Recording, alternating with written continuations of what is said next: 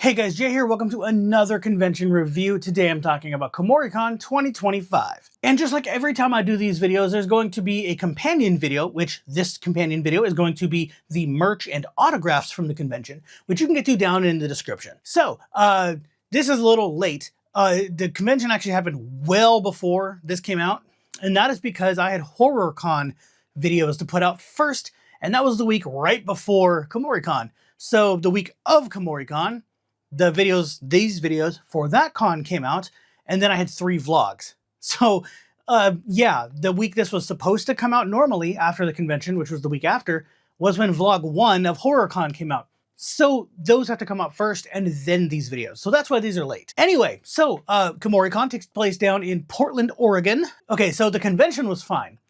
The hotel, however, I'm going to tell you a hotel not to get. So we were originally going to stay at the Hyatt like we always do, which is also a not good hotel. The Hyatt's, I've talked about it before. The Hyatt's really annoying because their rooms don't have bathrooms. They're like a separate section of the room with a sliding door, but the bathroom area is just opened. And then there's just frosted glass for the toilet and the shower. No, and the whole back half of the shower isn't even frosted. It's just regular glass. So if someone's in there needing to use like if someone is in the shower and someone else uses the bathroom, they go to wash their hands, they can see right into the shower, into the back end of the shower. I don't understand that, but whatever. Last year we actually put up a curtain so that you couldn't see into the shower because the bathroom is frosted enough that you cannot see into it very well at all. And then we would just be like, if we're in the bathroom, just don't look that way. But the shower was a little harder, so and it was a little more of a problem. So we put the curtain up. So if you want to get that hotel, remember that. We couldn't get that hotel. That hotel booked up the day it went up. I got the email for when they went up. I got that email, clicked on it while I was at work. And so it was like a couple hours later while I was at work, and I was able to get a free time to click on it. And it was already booked up. So was the Eastland, which is next door to it. There was nothing we could do. The 2 closest hotels were gone. So we were going to stay at the Quality Inn, which is a couple blocks up from both of those. So those 2 are like next to each other. Convention's here, Hyatt's here, Eastland's right here. Going up that road, there's the Comfort Inn, and then the one we stayed at. The Comfort Inn, I was going to book that one, and then when it came time to actually book it, I waited too long, and it booked up. So they had a room. They only had like single bed for the rooms, like a single king, instead of 2 beds. But I was like, you know what? There's room, so I will wait and make sure that my roommates are fine with sleeping on the floor because it's only 1 bed. And by the time they got back to me, I had gone back on and it was gone. So I was like, oh, so they were all booked up. The next one was the one next door to that, which was the Courtyard by Marriott. Horrible hotel, horrible staff, horrible management, everything. And so I'll explain what happened. If you do get this hotel, at the very least, force them to give you a room that does not have a balcony if it's raining. So when we got there, the balcony was flooded. Don't even know why that's even possible. Why would you do that? They have balconies where, like, see this table? They had it where it was like a wall going around the balcony so that it's like kind of like a shower where the shower isn't just flat so the water falls off. It has a lip on it so that the water can't go past that, right? They did that on the balcony and then had a drain that clogged. So that was flooded like crazy. It wasn't over flooded, like it wasn't overfilled. So we were fine with it for a little while. And they just didn't do anything. They didn't really care. And like the hotel didn't care. And so Thursday night was fine. Nothing happened. Friday night, however, we woke up Saturday to the room flooded. It went through, like, you would think that if they're going to do that, at the very least, have it so that the sliding door seals. No, it just comes right through as if it's not even there or something.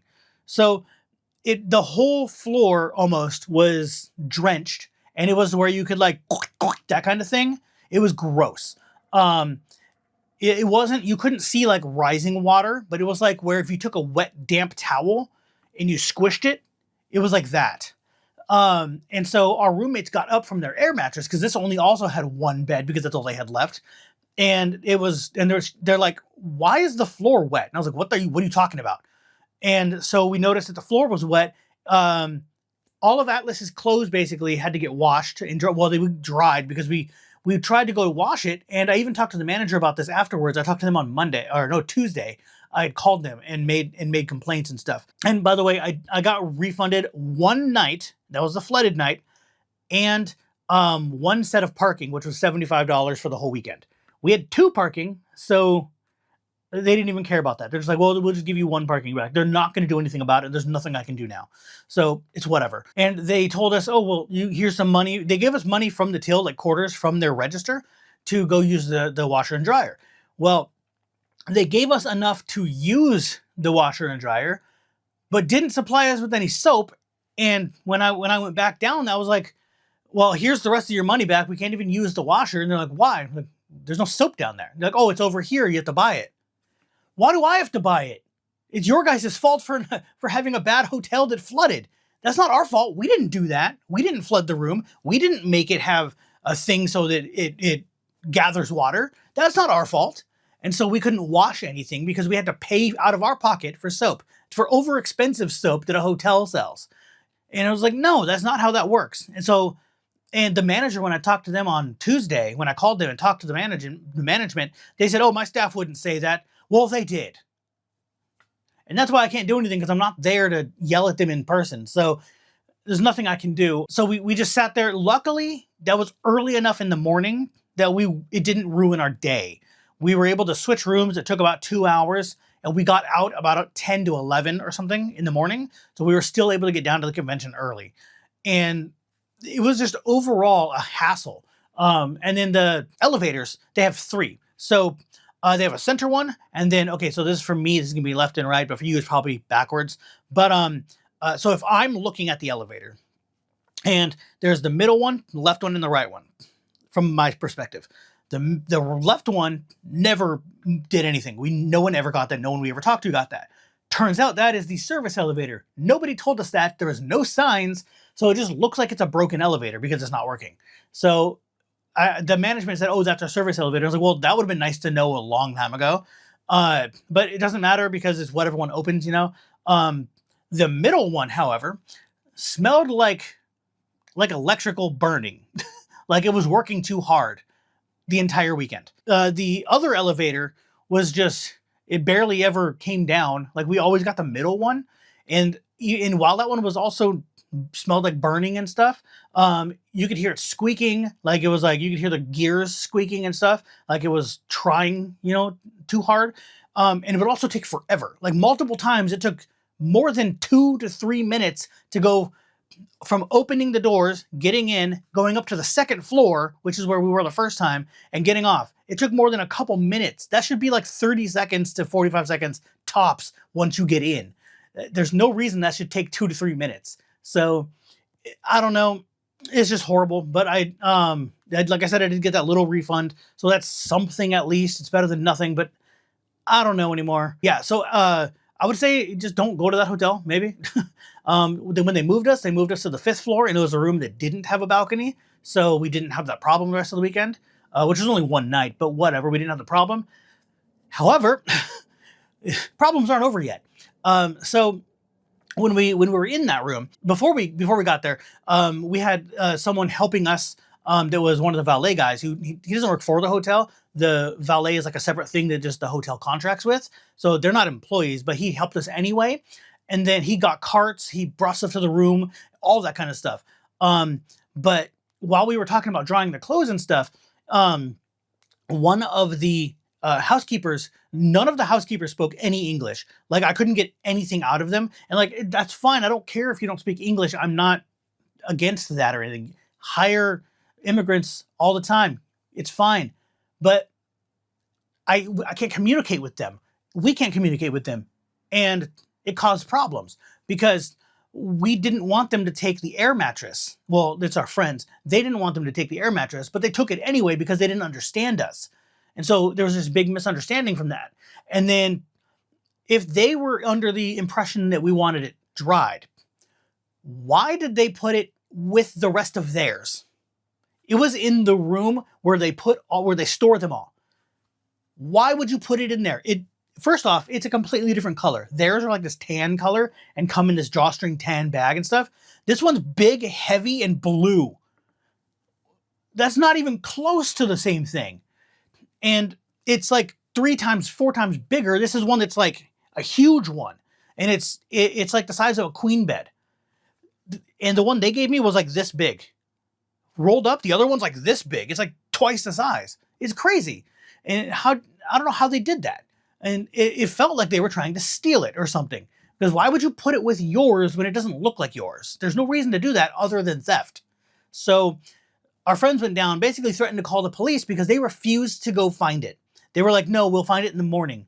No, you won't. You'll do it now. And so they said that they were going to bring something up. And we're like, okay, maybe they found it and they're bringing it up. They bring up one of theirs and they go, that's not mine.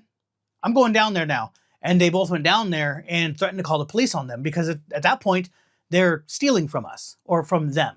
So it forced them to go look for it, and they found it in that room with all the other ones. So, yeah, just a horrible hotel all around. Everything else was fine. The rest of the convention was great. I got a bunch of stuff here for the next video, which is the companion video, the thing where I show you all this stuff. But yeah, that everything else is fine. So as far as the convention itself goes, we didn't have any problems with staff, no problems with attendees, no problems with anybody, really. Everything was fine, and the convention itself was amazing, and we had so much fun. We actually did some costumes that we were really happy to do and had a lot of fun and got a lot of attention in them, so we're very happy about that. So the first one was we did this at Kumoricon as well, because this time it was on Halloween, which was day 1 of Kumoricon, so we did our Halloween stuff. And we had our their bloody white suits with burlap rabbit masks. So it looks like a scarecrow mask, but it's a rabbit. And they articulate so you can talk through them and stuff. And so we did those, and we have a bunch of weapons, and I did those on my channel a month ago. And actually 2 months ago at this point, probably. But whatever, we did those, and people loved them. Everyone was talking about how they loved the blood splatter. They kept asking us what we were cosplaying from, because usually you're cosplaying from something. And we're like, oh, we made this up. And they're like, oh, that's cool, you know? And so we got to talk about that, give them a little information on what it is, what we made up, all that kind of stuff. So that was really fun. And then on Saturday, I was Gambit, which was a torture to wear, by the way. And then Atlas was Patch, who is a variant of Logan Wolverine, like way later. I don't know anything about him. He does, so it's whatever. But got a whole lot of attention in those cosplays. And he actually got recognized as Patch by like 4 or 5 people. And he didn't think he was going to get recognized by anyone. He thought everyone was just going to call him Wolverine. Or even Logan, because he's not in the Wolverine outfit. So no one called him Logan. So, except me. I was calling him Logan because it was funny. But there were some people who knew that it was Patch specifically. So that was really cool. And then Sunday we did Bleach, and we had a group of us 2, and then the 2 friends that were in the room with us with the air mattress. I was doing Ichigo, and he was doing Renji, and he even made his sword and everything, and everyone loved that. And then the 2 friends that were with us were, one was using my Toshiro sword and was Toshiro, but they did the later version where he has the scarf and the gold chain instead of having the scarf thing across his, you know what I mean. And his hair's a little bit different. And then their partner was Soifon. So, and then I made all their stuff, and that stuff, I actually have tutorials for some of that stuff coming out in a little bit here after all these videos. So stay tuned for those. I made this, I turned a sword, like I did it with this Rimuru one over here, where I made the hand guard, and then I painted it up to look like the right sword. So I did the same thing, but with Soifon's sword. So I show how to do that, as well as I made the arm band and the finger cloth thing that she has. So those will be out eventually here pretty soon after all the Kumoricon videos are out. So stay tuned for those. And that got us the most attention. Like, we were stopped almost all the time. Like every 10 minutes we were stopped for photos. It was really nice. And then sometimes we were stopped for 10 minutes for photos. And then I got to meet a bunch of voice actors. Well, I mean, not a bunch. I think I met 3. I met 3, and I went to one who I wasn't originally going to go to, but then decided, why not? Let's do it anyway. So, and that one was Mallory Rodek, who is free Ren, and that'll be in the next video too. So I've already met her and she knows who I am. And she remembers me from SummerCon because yeah, we bonded a whole lot at her table because I had like 10 prints to get signed.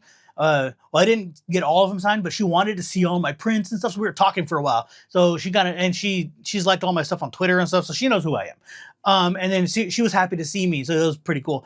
And then so I got some stuff signed.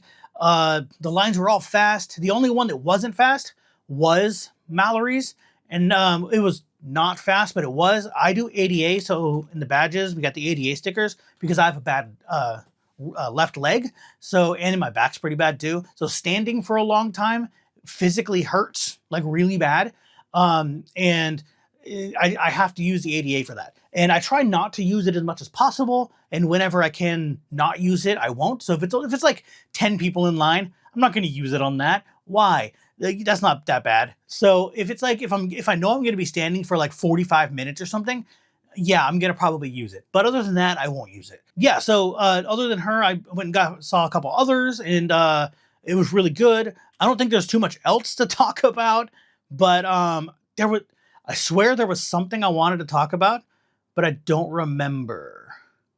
Doesn't really matter. We had fun. That's all that matters, right? Anyway, so yeah, the convention was good. Staff was good. Attendees were good. Lines were good. Everything went fine, other than the hotel. So the hotel didn't ruin our weekend. It almost did, but it didn't. So we just kind of put that out of our minds when we were at the convention. So there's that. Oh, our friend did interview us. So I have a friend named Wayne who he does interviews with cosplayers and guests and stuff from conventions. And he interviewed our Bleach group. And we actually had a fifth person who was doing Rukia, who's someone we just met at the convention. We were all taking TikTok. Well, okay, so our Toshiro, the one who's doing that, does TikTok all the friggin' time. They were like, is filming all the time for TikTok. And so they wanted us to be part of their stupid little TikTok things. And they know I'm going to call it a stupid little TikTok thing because I do all the time. While we were filming one, the Rukia came up and they're like, oh, awesome. And so they were like, oh, do you want to be in the TikTok too? And so they let them in TikTok. And yes, the person that was filming the TikToks or whatever, the Toshiro, asked the Rukia. The Rukia didn't ask us. So we asked them, do you want to be in the, and then we ran into them later when we came back to do the interview, and they just happened to be right there at the doors. So we were like, oh, cool. And Wayne's like, you want to be part of it too? You're technically part of the group. You're a Bleach cosplayer. So we were like, yeah, that's fine. Do you want to be in it? And they're like, yeah, sure. And so they took part in it too. Whenever that comes out, I may put that in the description, but I don't know, because what he does is he takes all of them that he does and puts them in one big video. So it'll be really hard to find. It'll probably be at the end of like a 4-hour video or something. So I don't know if I want to make you guys go through that, but I may find it and put a timestamp to go to. So that way, if you guys want to watch it, you can. So that is going to be it for this. I do not give the cons grades, ratings, or anything like that. I tell you the information and you decide if you want to go. So if you want to go, go. If you don't, I don't care. It's not my problem. Anyway, that's going to be it for this. So if you like it, go ahead and hit that thumbs up, subscribe for more, and I'll see you guys later.